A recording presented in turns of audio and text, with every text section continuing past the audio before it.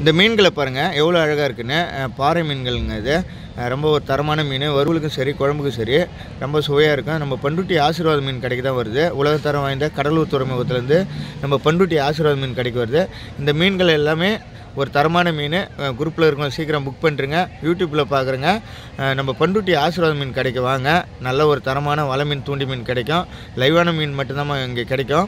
அதே போல் வந்துட்டு இதோட கான்டாக்ட் நம்பர் சொல்கிறேன் பாருங்கள். 93 63 29 01 22 9363 290122. இந்த நம்பருக்கு கூப்பிடுங்க. நம்ம தமிழகம் முழுவதும் நம்ம டோர் டெலிவரி பண்ணுறோம்.